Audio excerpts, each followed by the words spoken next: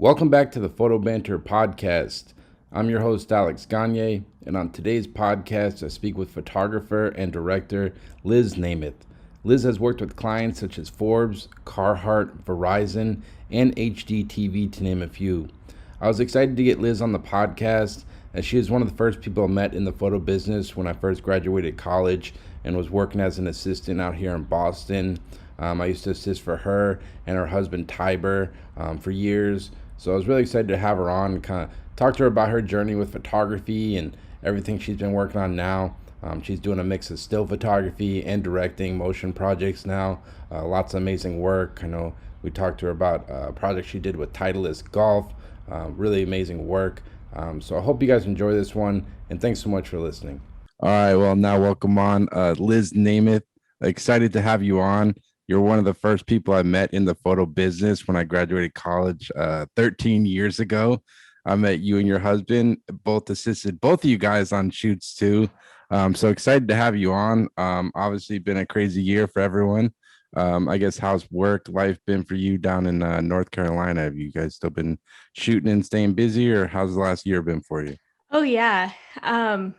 We stayed busy through the pandemic. I think we shut down like everybody in March, and we didn't shoot.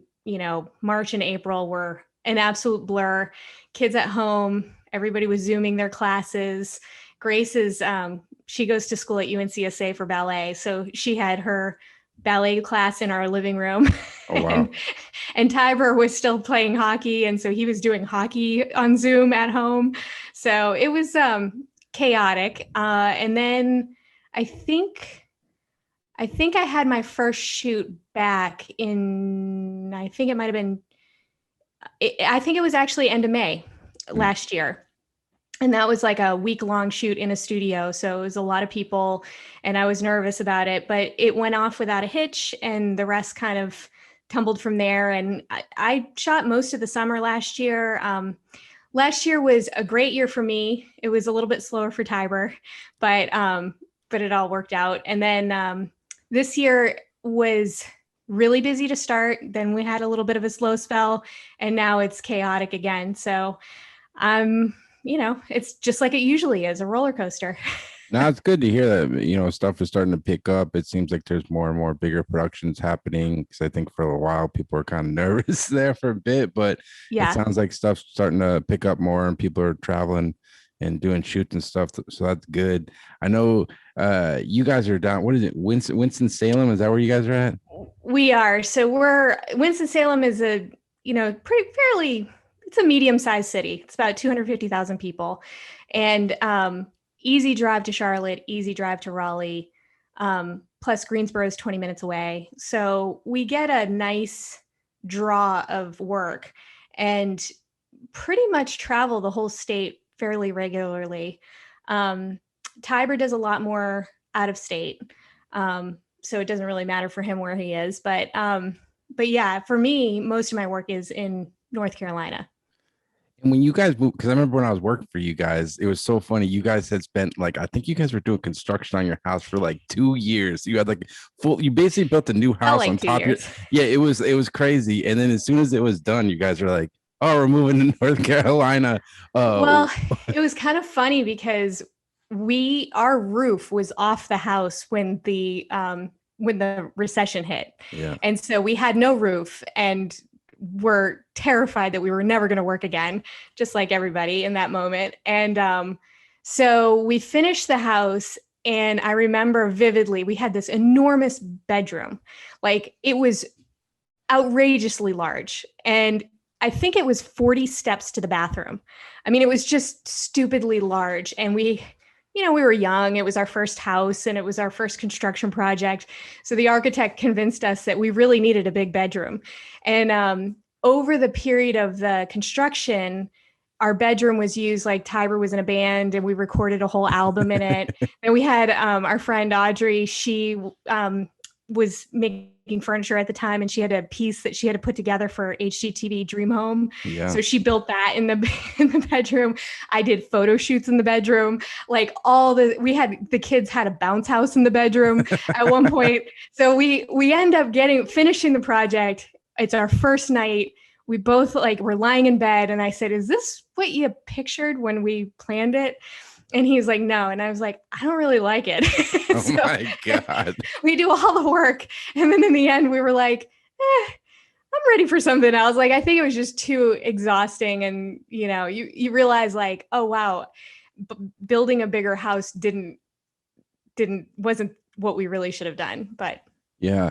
And yeah. because the thing I was interested in, because you guys has moved to a new city and you guys like moving to a new city, it seems like a daunting thing, especially when you guys have been in Boston and kind of established your careers at that point and were working. Was that kind of like a nerve-wracking thing, just moving to a brand new market to? So it was 2010. And so we were just kind of coming out of the recession. Our kids were 4 and 6 years old, and his parents had just retired in Tennessee, Knoxville, Tennessee. So I joke Winston-Salem is as far west as I was willing to move because, we're still 4 hours to the beach, 2 hours to the mountains. Mhm. We love the location, and we like the ocean. So I felt like we had to stay on a coastal state. Yeah.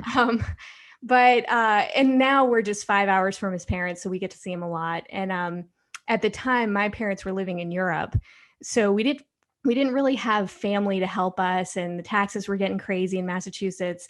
So we felt like we both knew that we wanted to do something different, and in the timing, it just felt like all of a sudden, it just felt like this is what we're supposed to do. So we did it, and I honestly, we didn't really like spend a lot of time like hemming and hawing. Like we both immediately felt like this was what we had to do. And so we just put our house on the market and sold it and moved to North Carolina. I think we scared everybody around us because they were more upset about it than we were. But it worked out. And, when we moved down, again, the kids were 4 and 6. So, my business really I started in this business so early and I didn't go to college. Mhm. I just worked. And so I never had that experience that most people have when they're in college to kind of figure out, what do I like to shoot? How do I like to shoot it? What's my process? I was young.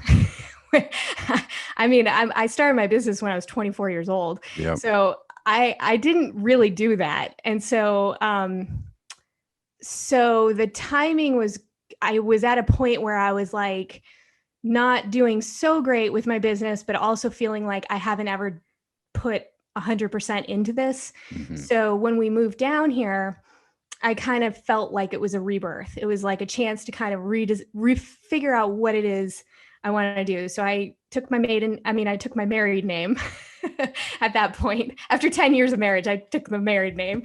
Yeah. And, What was were you going by what was your O'Donnell. Yeah, you're right. You were going by I totally Yeah. forgot.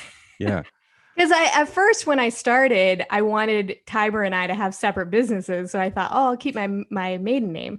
Yeah. But then after 10 years of marriage, it's just like so difficult to have to do two names. I didn't like it. So I took my married name. And then there was a moment where I thought, I really like interior design. Maybe this is what I want to do. And I tested the water. I worked with a friend who was a interior designer, and realized very quickly that all the things that I didn't like about photography were the same problems that exist in interior design. What? Just dealing with the general public. I love working with agencies. They talk the language that we talk. You work with designers, you're kind of striving for the same things. When you work with the general public, they're like, why isn't my son smiling in these pictures? Well, your son didn't smile. Yeah. So I can't make that magically appear in the pictures. I was having this conversation just like the other day with my friend about wedding photography. And I think the hardest thing, maybe like commercial photographers who haven't done wedding photography, the hardest thing is that it's the general public thing. When you're working with magazine editors or producers, a lot of them they might have gone to art school or they've been in the business a while. So they know that kind of shorthand language of like creative and understanding. But when you're working with just the general public and they only hire photographers sometimes once in their life for their wedding, and you're trying to explain the technical limitations of what you can do and what you can't do, it's like way harder when you're working with the general public. It's so much more difficult. So I was grateful that I decided not to pursue interior design. And then at the time, I ended up having a few jobs that landed in my lap. Like I had a good friend and she was starting a business and she needed photography of like the items that she was selling. So it was like accessories and um, just mostly accessories. And so I did a bunch of photography for her. And then the body shop was at the time headquartered in Raleigh. And Tibor had a friend from college who reached out and said, "Hey, I need some product photography." And Tibor's like, "Well, I don't do it, but Liz does it." Yeah. So I got all this product work. And then I started shooting for a friend who had a restaurant. And so pretty soon within the first year that we were there in North Carolina, I had a full portfolio that was brand new, mostly product, food, and interiors. And I thought, wow, like I didn't plan for this, but this feels good. So I just kind of went full force. And, as the kids have gotten older, it's gotten easier. Little Tibor was in preschool when we first got here. And then, he went to public school and everything. So, as the kids age, then you have a little bit more time to do the things. But we've always been able to juggle, if Big Tibor's traveling, then I'm kind of step in as mom and do all the things, and vice versa. If I have big crazy weeks, he'll step in and shuttle kids. So we've just made it work. Yeah, I was gonna ask you that because, like, being a photographer and you're a mom, you have two young kids. Because I remember when I was assisting you, your kids were like super young. I think Tibor was still really little in diapers, and they're young. Like, I think for men, oftentimes, like, they don't have to set aside their career sometimes. And like, how do you kind of balance your career and being a mom? Like, obviously you love your kids and being a mom, but you still have aspirations of your career. Like, how do you? I think that my career did suffer without a doubt. I mean, I definitely didn't just abandon them and work all the time and become a workaholic. We definitely, both of us have probably could have worked more than we did over the years. But you know what? It all works out. And, Grace is going to be a senior in high school this year. Holy We have shit. 1 year left with her. That's crazy. Yeah, it's very hard. And then little Tibor got accepted to this hockey academy in Prince Edward Island, Canada. Wow. So we're shipping him off in the fall. So within a year, we're going to be like empty nesters. So it happens very fast. So I don't look back you never look back and think like, oh, I should have worked more. No, definitely. Yeah. Nobody ever says that. So no, definitely. Yeah. Not the right approach. And I guess to go back, like, how do you kind of initially get into photography and pick up a camera? I have a pretty good story. So when I was in high school, my brother and I used to take drawing lessons at an artist loft downtown, and so we were doing like cash drawings and things like that at this artist studio. It was really fun.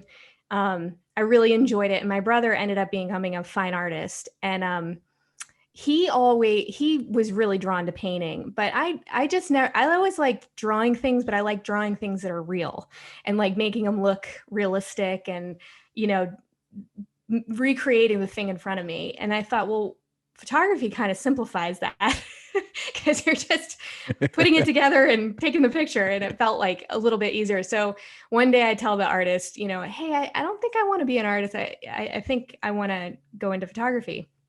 I think I crushed his heart a little bit, but he was going into the building the next day, and a photographer was going in to take some pictures. And so he just talked to him, hey, I got the student, she really could use some help. So somehow the assistant from that shoot, because I learned later it was Susie Kushner going into the building, and the assistant was Peter. Why am I drawing a blank? It's all right. Don't worry about it. It's on the tip of my tongue. I have a terrible memory after having kids. I'm sorry. It's anyway, names just. Anyway, so he ended up taken me under his wing. He taught me how to be an assistant.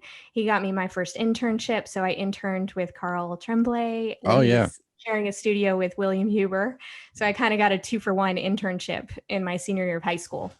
So then I interned for that year. And then when I graduated, I just thought, well, I know how to be an assistant, so I'll just keep assisting. So I freelanced for 5 years, and then I worked full time with Bill Miles for 2. And then right around then, and throughout most of this time, Tibor and I were dating. So we just met young, and he's a little older than me. So he had started his business, I think right around like 99, I think is when he started his. And then in 2001 is when John Hewitt was working on the Salt Lake Organizing Committee for photographing the Olympics. And so he put together this group of photographers that was 13 photographers. And there were like 5 featured photographers and then 7 secondary photographers. So it was the featured were John Hewitt, Sheila Metzner, David Burnett, Tibor, and Ray Meeks. Yep. And then the secondary was me, Andy Anderson, Ian Logan, Al Colantonio. Wow. And Michael Siemens, and heavy hitters. Yeah, like a great group of people that, it was just a really fun experience. So we had a large group because basically there's so many events that happen. So each event was documented, whether it was one person or multiple people. They tried to kind of capture it all. And it was the last Olympics where we shot film, because it was the last Olympics that Kodak was at the Olympic Village. So I shot like a 4x5 speed graphic camera. That was in the awesome. winter. That's crazy. Like on a mountain, just trying to switch. And I was 24 years old, and there were these really old photographers on the sidelines, and they look over at me and see me with my camera, and they would just like not know what. I felt like they had to say something. They always had, "What filter are you using? How are you doing?" Yeah. So that was really fun. So at that time, as it led up to the Olympics, I was taking trips and doing capturing like the training and stuff. And so the test events prior to the Olympics. So that got my feet wet in Winter Olympic sports. And so amazing experience. My first job. And they printed a sick book. I think I still have it at home. It was like an awesome book, really high quality. Yep. It sold out. It was a great book. And it was such a great experience and wonderful. But that started my business, because I couldn't keep working for Bill because I couldn't leave him for a month and then go back. So in my young naivety, I thought, well, I guess I should start my business then. Like I got to leave him. So I guess I should just start my own business. But I didn't have a clue like what that meant. Yep. And I mean, maybe that's what parenthood is. Like, you don't have a clue, and then they come, and then you get a baby and you're like, oh, I guess I got to figure this out. That's how photography was for me. Yeah, definitely. It's tough. And I mean, I think it's pretty awesome. Like, you didn't even go to college. Like, you just went straight into photography. Like, I recommend that to no one. Yeah, because like, I mean, I think it's badass because like, I mean, I remember being 18, you feel this pressure, like everyone's going to college. I guess I got to go to college. If I don't go to college, I'm a loser. Like what was like going through your mind back then? Were you just not like a school person, or like I had parents who were strange and did not do anything to encourage me to go to college. Okay. Like, I didn't do a college core. I had no idea. I was a latchkey kid. Yep. And I mean, I tell my kids crazy stories. Like, I've worked since I was 12. Yep. I had a paper route to start. I worked at my church. I did like, as soon as I could get a real job. My first job was working at like a souvenir shop in Boston. I worked at a Cafe Mocha downtown for a few years. I worked at the Nature Company. I mean, I loved those years. Loved. Then I went to Hawaii for a little bit and had like my leaving home Yeah, I experience. remember that. I remember you telling me that when I was like, oh, that was so cool. You just like up and like decided to move to Hawaii one day. I had guts. I did not. I was fearless. I was like, I'm going to go do this. I'm going to go. And I said it with such authority that nobody ever stopped me. So when it was like, I'm just going to be an assistant, I'm going to get into photography this way, everyone's like, okay. So, I mean, hindsight being what it is, it didn't, I've had a great life. I wouldn't change any of it. But I can honestly say it didn't help propel me any faster to where I wanted to go. I make less than Tibor. You know, the old saying that, you know, if you go to college, you make more money than people without a degree. Well, I think it's true, even in photography. For now, things I've seen you shooting a lot, Liz. The tables are going to turn and the checks are coming in. I've seen you hustling. I've been hustling. I've been hustling hard. I'm super excited. I'm taking the best pictures I've taken in my life right now. I'm starting to direct more, which I really love. So, you know, it all works out in the end, but it's been a bumpy ride. It's not all roses. Yeah, I mean, I ask this to everybody, but this career path, as you know, there's a lot of ups and downs. Like, have you ever kind of doubted yourself in this career path the longer you've been on this journey? Because I know sometimes when times are great, it's great, but when it's bad, and you're like, I know I have these dark times where I'm like, shit, should I be doing something else? But like, what kind of keeps you doing this and keeps you on the tracks, I guess? Well, taking the pictures is obviously the most fun. And then you get a really good job and you see the pictures and it's just like pumps you up and makes you feel like $1,000,000. Yeah. It's like, you know, I think an actor or actress, you know, when they get that big role and it's like all they want to do is that, you know, that feeling that you get, you know, people on stage say, you know, like you get this adrenaline rush, like, to me, that is the most, that keeps you going, is that like when you have a big shoot and it's a lot of production and you think, you know, the day before you're stressed to the gills, but then you get there and you settle in, everything's great. You're like, yeah, I know what I'm doing. This is good. I just view it as like momentum. Like, I don't know about you, but anytime like I'm shooting a lot, like got some assignments, maybe a personal project going, and I'm producing a lot of work, I feel like I'm just like sharp. But then those times where I might not be shooting as much or don't have like a good personal project going, I feel like stagnant, and that's when I kind of get down. But I feel like that's where I'm at right now. I'm just trying to keep the momentum going and keep shooting as much as I can. And I feel like the more I do that, like seems like more opportunities come my way, I guess. It's absolutely, you know, the amount of work in or effort in, you know, with the results that come out, you know, yeah, when you market, people actually hire you. You reach out, this That's our emails. number one. That's the thing we've struggled with for 20 years is we are not consistent with our marketing. And I liken it to our generation because, you know, I grew up latchkey kid. Both of our parents were like, no one cares about you. No one wants to hear what you're doing. No, we're not going to pay attention to you. You know, it's the exact opposite from our kids now who are on Instagram bragging about every little thing, even their breakfast, you know, to the world. There's still this voice in the back of my mind that says, no one cares. Like, no one needs to see what you're doing. You're not that interesting. So it's hard. No, it definitely is hard. Like I hate it too. But yeah, I don't know about you guys, but marketing yourself during this pandemic is way harder because you can't meet people in person. Like I know I used to get a lot of work that way. Is this kind of going into like some agency's office? It's all right. I think my light went out. Sorry. It's all good. Like going into agency's office or like, yeah, meeting people. But now it's like, how have you guys been approaching marketing your work? Like, so you're right.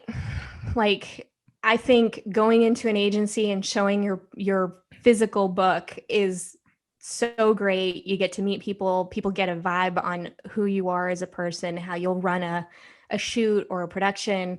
And I feel like I've gotten so much more work that way. So to all of a sudden not have that ability to go in, definitely has been daunting. And I can't say I came up with any good solutions. Like nobody was in their office. You can't mail anything. Yeah. You know, People are maybe there, maybe not. I don't know. I'm like, you have to kind of rethink the wheel. I have no idea. I think I've really been able to keep going because I have very consistent clientele. So that's what's really kept me, continuing to work, is because I've have all these repeat clients. So, but I think we're starting to open up. I mean, I'm vaccinated. Everybody around me is vaccinated. So, I think that the next step, I think people want to go back to work. They want to go into their office and they want to have people around them. So I Yeah. think it's going to pick back up quick Yeah, enough. I hope so. Yeah, it's definitely been tough. The South is like, it's like there was no pandemic. No. I Yeah, mean, there's down like here, everyone's like, let it rip. freedom. Did you guys get affected by that like gas shortage down in North Carolina when that? Yeah, everybody's losing their mind. And then the funniest thing is that there's a gas station. Our we're kind of on the edge of town with our studio is located, and so there's a gas station that's called the Gas Hopper across the street, and so I saw a truck like coming in the day that everyone's like, can't get gas in Raleigh, can't get gas in Charlotte. And then I see this truck pull up at this gas station. I was like, oh, we're good. So we filled all our cars and it was like not a big deal. Yeah. So I think everybody, like, there's that panic in the beginning of like, oh my gosh, what are we going to do? We don't have gas.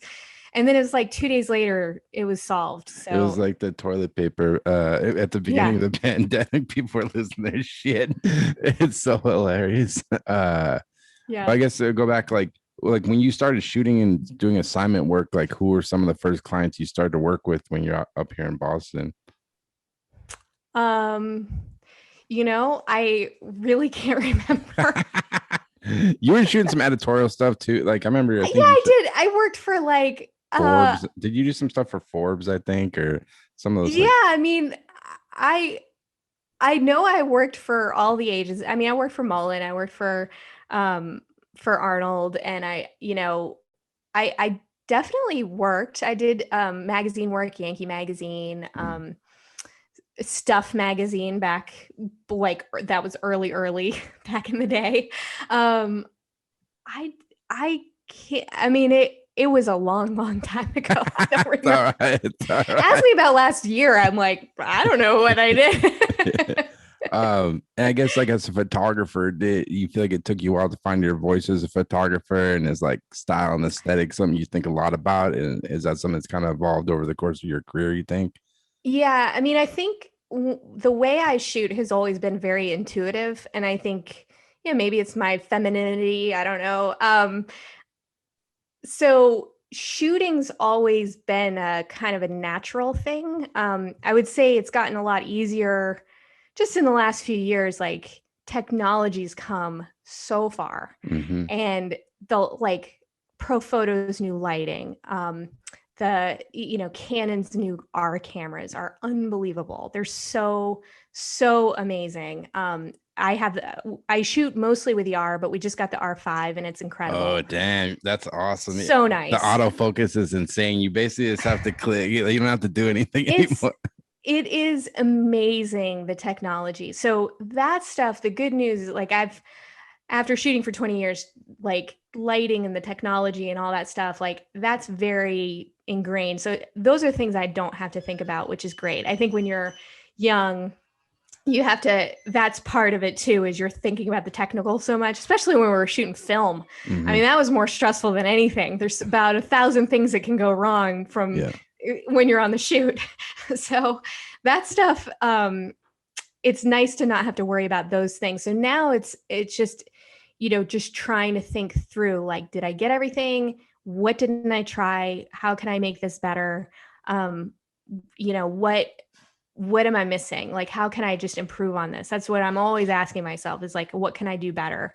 And I think, I just think it's incredible how you can just still be learning and growing and improving and still surprising yourself with your work, So, and also, like, just before the pandemic, I bought an R5 Mamiya I'm not an R5. Oh, Sorry, the the Mia Mia 6 7. 7. Oh, six. Oh, you bought the 6 7, the big old one. Dang. Yeah, the big old one with one lens. And I've just been doing portraits on the side. Like if I am doing a shoot, I'll just pull that thing out and shoot a roll. Like I really ration the pictures. So I'll shoot 3 frames sometimes, but that's been really fun to just go back to that and play with that. I mean, we have 1,000 old cameras. Like why, we should use them. You guys still have the contacts? This, what was it, the 645? No, we stupidly sold that at a low point when we needed money. So Yeah. we were like, why did we sell that camera? I still have my Mamiya 7 II, which is awesome. That's a fun camera.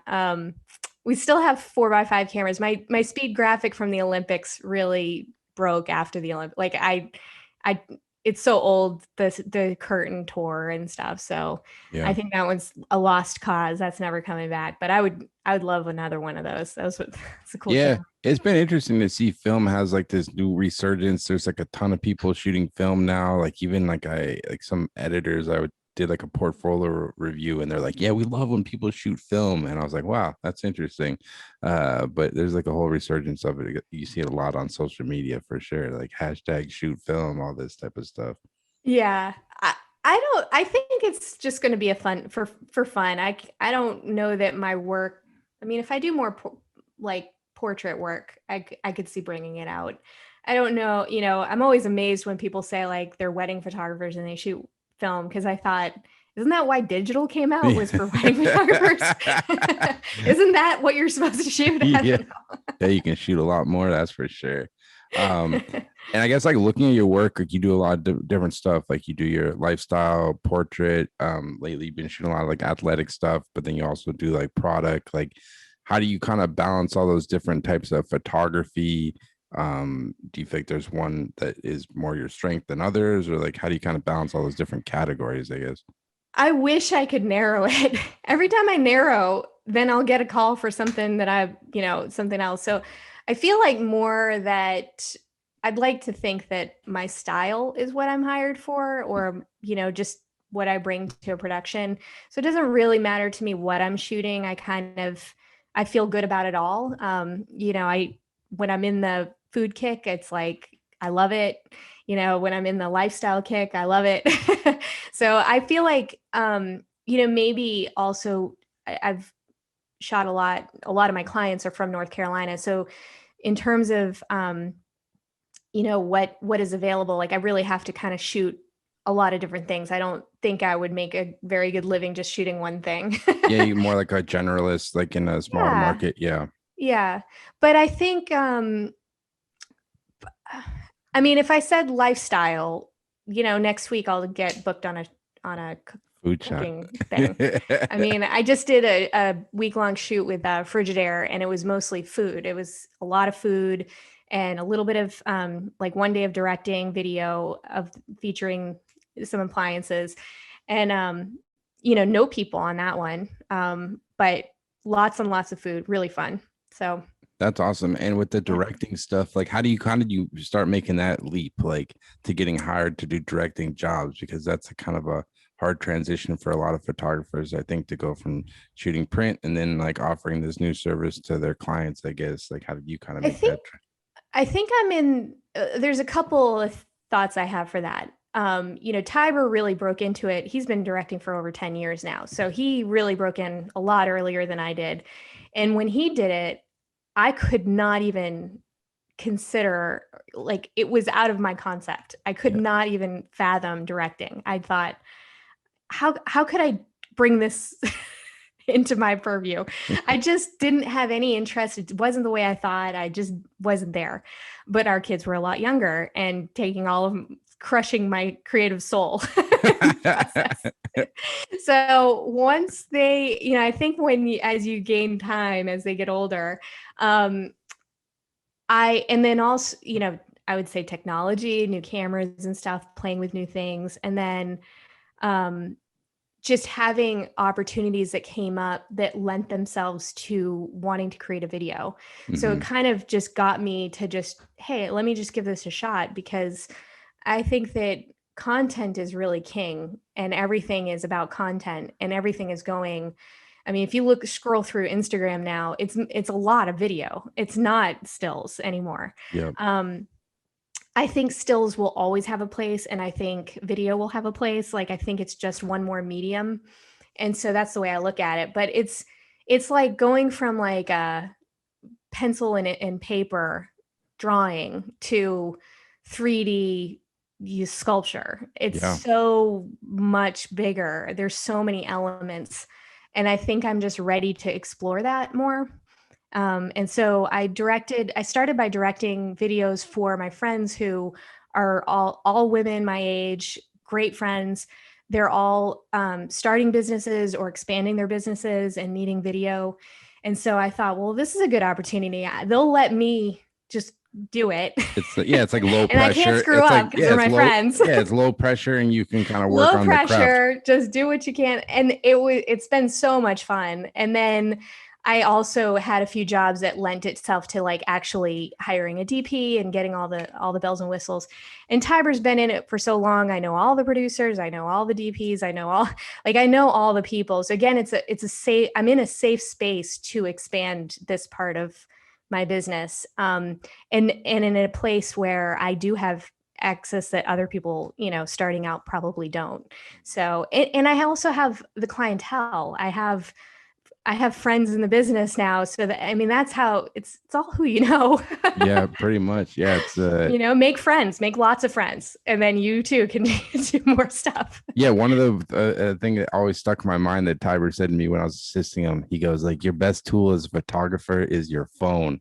And I was just like, I've always stuck it. I remember him saying that because it's just like just networking and talking to people in those relationships. And that's kind of how you get jobs pretty much. Like, it's like, well, when your name is Tibor, everybody remembers you. When your name is Liz, it's like Liz. Hey, Liz yeah. who?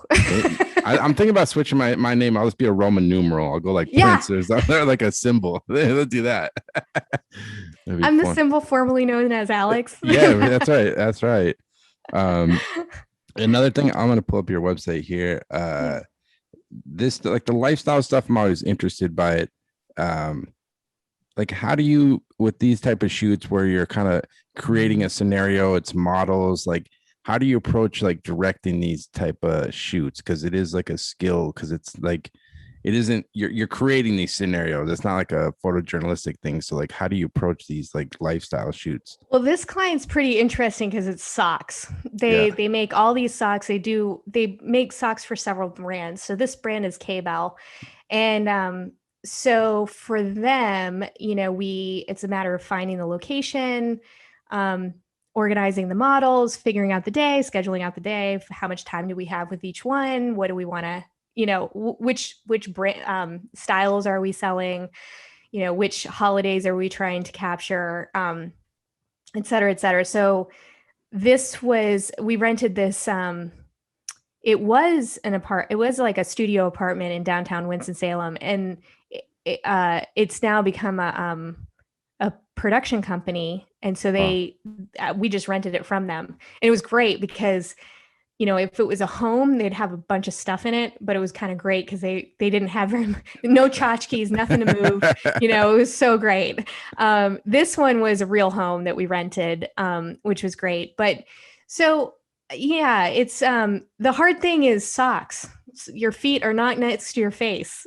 True. So if you're trying to capture an emotion, you have to get into weird positions to get that emotion, or you cut their face off. So it's, that's kind of hard. Yeah. I feel like I've thought about feet and socks like more than most people, for sure. No, it seems like a fun client. And yeah, it is. And the lifestyle stuff, I haven't done too much of the lifestyle stuff, but it is like a real skill, because I'm sure sometimes you get models who aren't giving you what you need always. So you have to be able to like direct and like set the mood of the room. Like if you want it to be like laughing, or if you need it to be more serious. Well, yeah, we work with an agency out of North Carolina, Maryland's, and they've done a great job. And most of the time the models are just super they're super talented, and you always know because it's so easy they just go into you almost don't even have to direct them. They just know what looks good. Mm-hmm. And then sometimes it'll be like, hey, today's my first shoot. That's a little different. Like, what do I do with my hands? Yeah. So there've been those moments, but someone said to me the other day, they're like, you are so calm and you make it so easy on the set. Like, I'm not a yeller. I always work with what we have. I look at the positive. I don't get upset if something's not perfect. I think, well, all right, let's just figure out what's going to work here. How do we get to the next shot?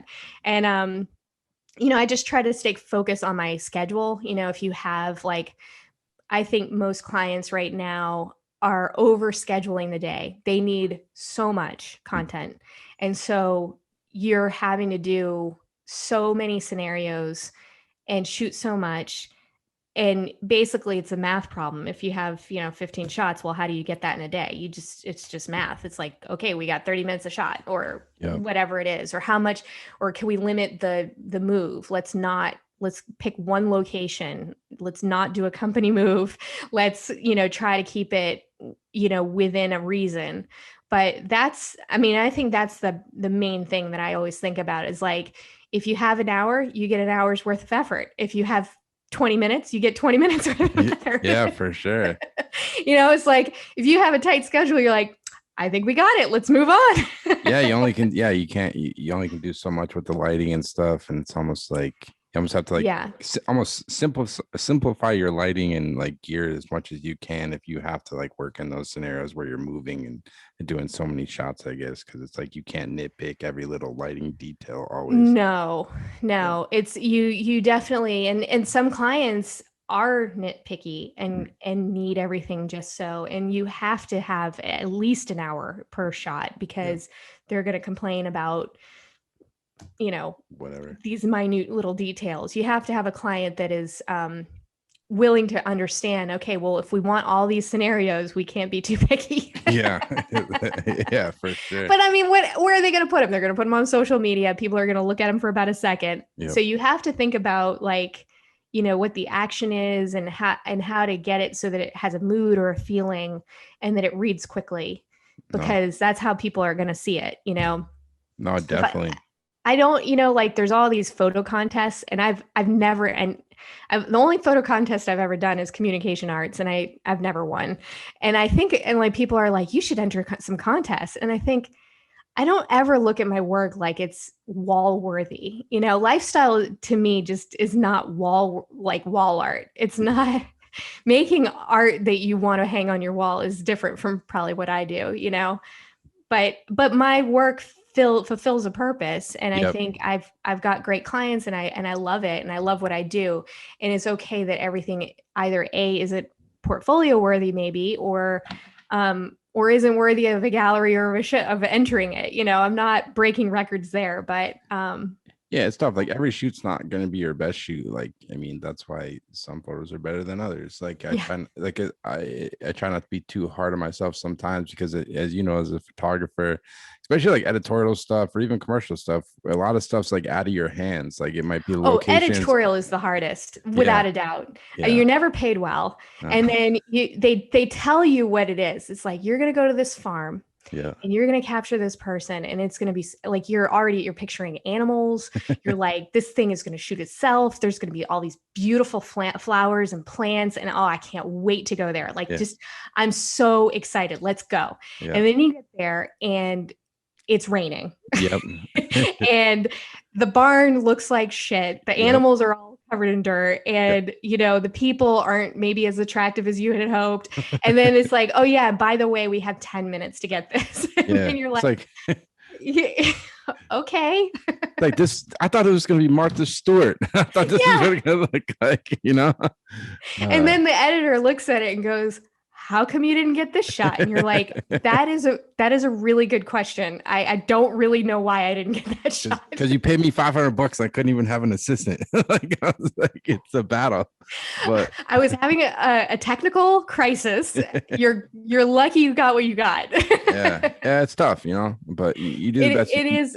I mean, and it goes back to like, that's why I like full productions. It's the same reason why I never wanted to be a wedding photographer. Is like, I love it when you have the resources to do good work. And I don't know that, sometimes when you get hired on a job where the budget maybe isn't as great and you're trying to make it work, and then people are upset that it doesn't look like a $30,000 shoot because you only had 10, that's the difference that you're just always kind of grappling with. And I mean, honestly, I take every job. I never say no to work. Anybody who needs pictures, I make it work. So sometimes it's a favor.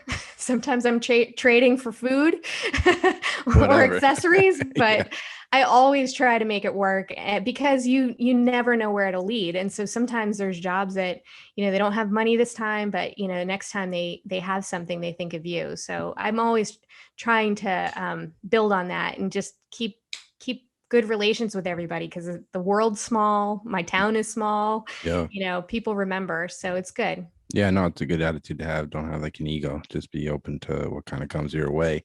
Yeah.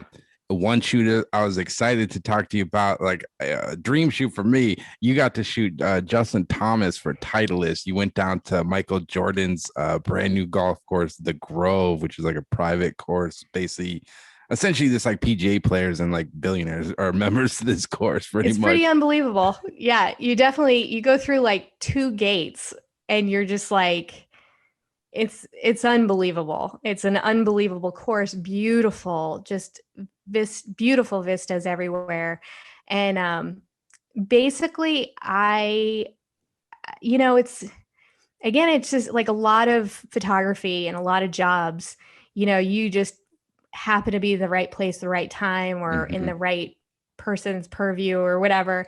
And it was something that came up, and they needed somebody, and the producer who was hiring was like, you need to get here. And it's like Thanksgiving. It was like Monday of Thanksgiving week. Oh, wow.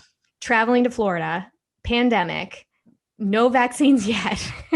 So it was, and I just happened to have I had just gotten a COVID test. Okay. So it was one of those like, hey, have you been tested? We need to find somebody who's been tested and can hop on a plane immediately. So it's kind of what happened. And it was great. So, and he was so wonderful as a professional athlete. For as successful as he is and as well as he's doing, he hit golf balls for 6 hours straight. Wow. And he got blisters. He hit so many balls. So what was it you guys were shooting? Was it like, were they trying to profile like the clothing or the clubs, or like what was the kind of the shot It list? wasn't an advertisement. It's actually all of Titleist's pro players. They have these days that they'll go with I guess they're like the technical liaisons for Titleist. Yep. So the one guy, 40, is kind of famous, and he'll go, these 2 guys go, and they bring all these different kinds of balls and all these different kind of clubs. And then they basically just go around the course and just test them out and see if there's any new product that Justin Thomas wants to try. And like, what have you been having trouble with? What do you want to see? What are you looking for here? And so they have balls that are kind of like specific to like every kind of setting that you're in. And then, and drivers and clubs and everything. So they had just this array of equipment, and we just kind of picked a spot and just like, we're hitting. So there was a film crew and then me documenting it. But it was not an interview. It was not had zero interaction with him. Okay. We were just like flies on the wall capturing it. So I was kind of working around the film crew because they didn't need to hear my camera clicking away. And I thought I was like so slick because I had the mirrorless. I was like, oh, this is going to be so great. I can be silent. Well, you can't shoot them you can't shoot sports with them. Yeah. because the mirrorless shutter doesn't work that way. So you get these crazy pictures where the golf club would be like going one way and then coming in the frame the other way because it's too fast for the camera to capture. Mm-hmm. I don't know if the R5 could do it. I think it's got a faster setting, and I've been meaning to test it out because if it's on the R on the regular shutter was fine. It was I think the R5 is better because I do know some like sports shooters that are using it, but the R was not ideal. I'll say that. Yeah. And so yeah, it was super fun to do it, and I got better over the course of the 6 hours that we were with him. But I mean, I got some great shots. He was just a pleasure to work with, and it made me excited to do more. I hadn't really shot much sports in the last few years. I mean, a couple of things here and there. I've shot kind of like athletic wear and working out and running, but I hadn't really done golf or some of the other ones. So for me, it made me think like this is something I want to do more of, and especially female golf. Yeah. Like it is such a male heavy sport. Yeah, you don't really see much coverage of it, to be honest. Like you don't. Yeah. You don't. And even like women's wear is sorely lacking in the golf world. Mm-hmm. I mean, it is remarkable how they get away with selling some of the clothes they sell. Yeah. So there's lots of room for improvement, and I would love to shoot more and work more in that field for sure. That's awesome. So like with those photos, will you take them and kind of use that as like a marketing piece to like send to different art directors? That sounds like a really good idea. I should really do that. Hell yeah, you should tap into that LPGA stuff. There's like you said, there's an untapped market. Like that'd be rad. I know. There are so many things on the I should do this list that that's one of them. Yeah, I got that list too, but day by day. I mean, I'm spread thin. I got my reel going, but I'm still working on editing a few pieces, and then my Instagram is sorely stagnant. I've got to pick that torch up again. So there are so many things on my marketing list that, geez, I gotta get going on that. Nah, I hear you. But I guess to wrap up, like what's next for you, Liz? Like anything you're hoping to work on this summer, kind of the days ahead, or like what's kind of I have so many good things and I can't tell you any of it. All right. I really can't, but like I'm super pumped. Like I think what's really cool is my favorite thing to do is collaborate with other people, and especially my friends. And I have just the coolest, smartest friends who are doing some really neat things like in the floral industry and in the textile industry. And they'll tell me about their projects, and like we just get giddy with excitement. Oh my God, I got to take pictures of that. I got to film that. Let's do this more. So that's awesome. Yeah. So that's like, I've got some really great projects. And then, just juggling some kids stuff as well over the summer. So we'll be up in Maine, kind of like first week of August, probably. So oh, nice.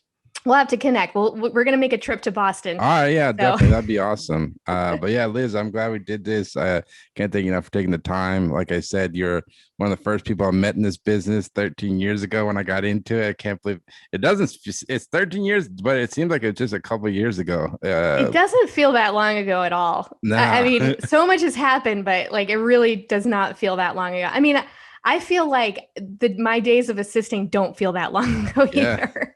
I can't remember my first photo jobs, but I can vividly remember my assisting days. Yeah, for sure. Well, Liz, I guess we can cut it there, but thank you so much. Good. Thank you so much. I appreciate it. So there you have it. That was the Liz Nemeth interview. Just want to thank Liz so much for taking the time to come on the podcast. Like I said, I used to assist for her and her husband back in the day when I first got out of college. I learned a lot from them. So can't thank her enough for taking the time to come on. It was a real pleasure talking to her about her journey with photography. Definitely go check out Liz's work at liznemeth.com, and definitely give her a follow on Instagram at Liz Nemeth Photo. I'll put all the links in the descriptions but definitely go peep her work. She's always posting different projects she's working on and whatnot.